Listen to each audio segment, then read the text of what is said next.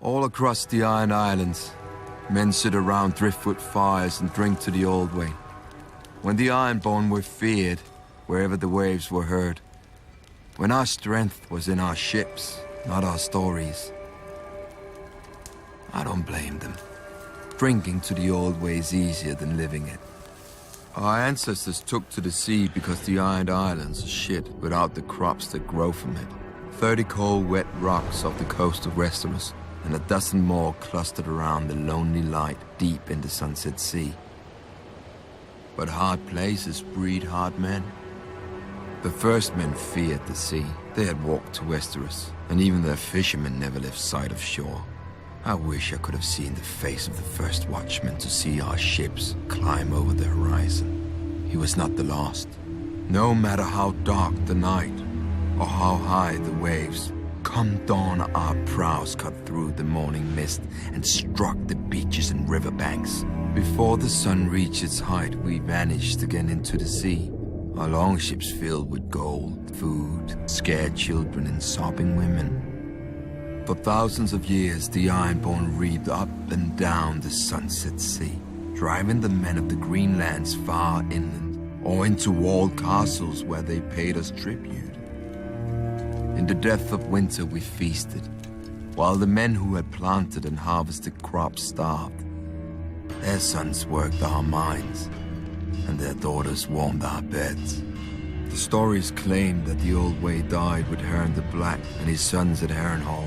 Our ships and axes were no match for Aegon's dragons, so our ancestors bent their steel into fishhooks and our kingdom into villages, and started telling the red tales around the fire of how we used to be strong, and how one day we would be so again. Generations later, a young boy listened to them. Dalton Greyjoy, the wild young heir to Pike, was rowing at 5 and reeving at 10 in the Basilisk Isles with his uncle.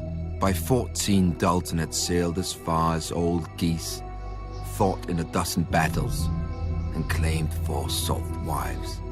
In his 15th year, he avenged his uncle's death in battle, but he took a dozen wounds and emerged from the fight, drenched head to heel in blood.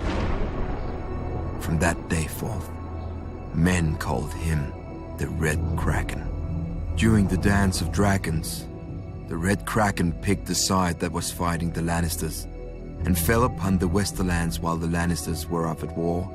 Casterly Rock itself proved too strong, once the Lady of the Castle barred its gates. But the Ironborn burned the Lannister fleet, and sacked Lannisport, carrying off gold, grain, and hundreds of women and girls, including Lord Lannister's favorite mistress, and all his bastards.